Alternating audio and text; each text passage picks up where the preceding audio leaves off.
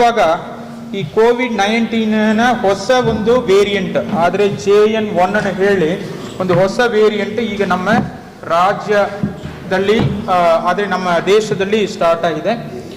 ನಮ್ಮ ರಾಜ್ಯದಲ್ಲಿ ಅಷ್ಟೊಂದು ಇದ್ರ ಬಗ್ಗೆ ಭಯಪಡುವ ಅಷ್ಟು ಒಂದು ಪರಿಸ್ಥಿತಿ ಇಲ್ಲ. ಆದರೆ ಪಕ್ಕದ ರಾಜ್ಯಗಳಾಗಿರುವ ಕೇರಳ ಮತ್ತು ಸ್ವಲ್ಪ ತಮಿಳುನಾಡಲ್ಲಿ ಈ ಒಂದು ಸಮಸ್ಯೆ ಈಗಾಗಲೇ ಕಂಡು ಬರುವುದರಿಂದ ನಮ್ಮ ರಾಜ್ಯದಲ್ಲಿ ಕೂಡ ಇದ್ರ ಬಗ್ಗೆ ಬಹಳಷ್ಟು ಮುನ್ನೆಚ್ಚರಿಕೆ ಕ್ರಮಗಳು ಕೈಗೊಳ್ಳಲಿಕ್ಕೆ ಕರ್ನಾಟಕ ಸರ್ಕಾರದ ಆರೋಗ್ಯ ಮತ್ತು ಕುಟುಂಬ ಕಲ್ಯಾಣ ಇಲಾಖೆಯಿಂದ ನಮಗೆ ಕೆಲವೊಂದು ಸುತ್ತೋಲೆಗಳು, ಕೆಲವೊಂದು ಗೈಡ್ಲೈನ್ಸ್ ಬಂದಿದೆ.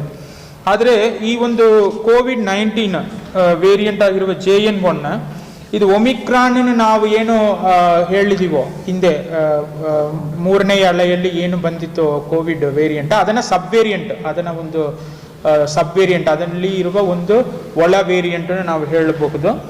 ಇದನ್ನ ಒಂದು ಸಿಂಟಮ್ಸ್ ಆದರೆ ಆಲ್ಮೋಸ್ಟ್ ಸೇಮ್ ಇರುತ್ತದೆ. ಸರಿಯಾ, ನಿಮಗೆ ಲೈಕ್ ಜ್ವರ ಇರುತ್ತದೆ, ಕೆಮ್ಮು ಇರುತ್ತದೆ, ರನ್ನಿಂಗ್ ನೋಸ್ ಇರುತ್ತದೆ, ತುಂಬ ಟಯರ್ಡ್ ಆಗಿರುತ್ತದೆ ದೇಹ, ಮತ್ತು ಮೂಗು ಸ್ವಲ್ಪ ಅಡಚಣೆ ಇರುತ್ತದೆ, ಸೋರ್ ಥ್ರೋಟ್ ಇರುತ್ತದೆ, ಈ ಥರ ಉಸಿರಾಟ ತೊಂದರೆ, ಈ ಥರ ಹಿಂದೆ ನಾವು ಏನು ನೋಡಿದೀವೋ ಅದೇ ರೀತಿ ಸಮಸ್ಯೆಗಳು ಇರುತ್ತದೆ. ಆದರೆ ನಮ್ಮ ಆರೋಗ್ಯ ಮತ್ತು ಕುಟುಂಬ ಕಲ್ಯಾಣ ಇಲಾಖೆಯಿಂದ ನಮಗೆ ನೀಡಿರುವ ಮಾಹಿತಿ ಪ್ರಕಾರ ಕರ್ನಾಟಕದಲ್ಲಿ ಆಕ್ಟಿವ್ ಕೇಸಸ್ ಇವತ್ತು ನೋಡಿದರೆ 70 ಇದೆ. ಸರಿಯಾ, ಇದೇ ಕೇರಳ ಎಲ್ಲ ನೋಡಿದರೆ ಅರೌಂಡ್ 2,000 ಅಷ್ಟು ಇದೆ. ಆದ್ದರಿಂದ ನಾವು ಜಾಸ್ತಿ ಗಾಬರಿ ಪಡುವ ಅವಶ್ಯಕತೆ ಇಲ್ಲ.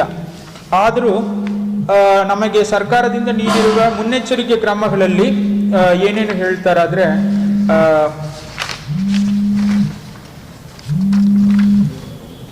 ಎಲ್ಲ ಹಿರಿಯ ನಾಗರಿಕರು, 60 ವಯಸ್ಸಿಗೂ ಮೇಲ್ಪಟ್ಟ ಎಲ್ಲ ಹಿರಿಯ ನಾಗರಿಕರು, ಮತ್ತೆ ಕೋಮಾರ್ಬಿಡಿಟೀಸ್ ಇರುವವರು, ಕಿಡ್ನಿ ಫೇಲ್ಯೂರ್, ಹೃದಯ ಒಂದು ಸಮಸ್ಯೆ ಇರುವವರು, ಲಿವರ್ ಸಮಸ್ಯೆ ಇರುವವರು, ಅದೇ ರೀತಿ ಗರ್ಭಿಣಿಯರು, ಎದೆ ಹಾಲುಣಿಸುವ ತಾಯಂದಿಯರು, ಕೊರೋನಾದಿಂದ ಆಲ್ರೆಡಿ ಕೊರೋನಾಕ್ಕೆ ಒಳಪಟ್ಟು ಮತ್ತೆ ಮೀಲು ಬಂದವರು, ಈ ಥರ ಯಾರ್ಯಾರೆಲ್ಲ ಸ್ವಲ್ಪ ಸೆನ್ಸಿಟಿವ್ ಇದ್ದಾರೋ ಅವರೆಲ್ಲ ಸ್ವಲ್ಪ ಮಾಸ್ಕ್ ಧರಿಸಬೇಕು ಹೇಳಿದ್ದಾರೆ. ಅದೇ ರೀತಿ ಜ್ವರ, ಕೆಮ್ಮು, ನೆಗಡಿ ಇತ್ಯಾದಿ ವಿಚಾರಗಳು, ಲಕ್ಷಣಗಳು ಇರುವವರು ಇಮಿಡಿಯೇಟ್ಲಿ ವೈದ್ಯಕೀಯ ಸಲಹೆಯನ್ನು ಪಡೆಯಬೇಕು.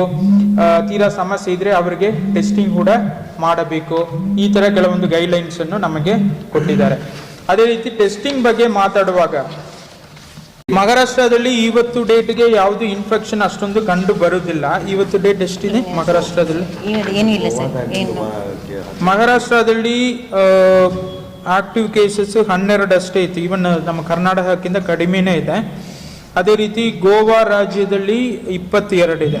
ಸೊ ಒಟ್ಟಾರೆ ನೋಡಿದರೆ ತುಂಬ ಕಡಿಮೆ ಒಂದು ಇನ್ಫೆಕ್ಷನ್ ಕಂಡು ಬರುತ್ತದೆ ಉಳಿದ ರಾಜ್ಯಗಳಲ್ಲಿ ಕೂಡ. ಆದರೂ ಸಹ ನಾವು ಬಾರ್ಡರಲ್ಲಿ ಮತ್ತೆ ಮುಂದಿನ ದಿವಸಗಳಲ್ಲಿ ಚೆಕ್ ಮಾಡುವ ಅವಶ್ಯಕತೆ ಬಂದಿರಲ್ಲಿ ಹಿಂದೆ ಹೇಗೆ ಮಾಡಿದೀವೋ ಆ ರೀತಿ ಬಾರ್ಡರಲ್ಲಿ ಕೂಡ ನಾವು ಟೆಸ್ಟಿಂಗಿಗೆ ಶುರು ಮಾಡುತ್ತೀವಿ. ಈಗ ಅಷ್ಟೊಂದು ಸೀರಿಯಸ್ನೆಸ್ ಇಲ್ಲ.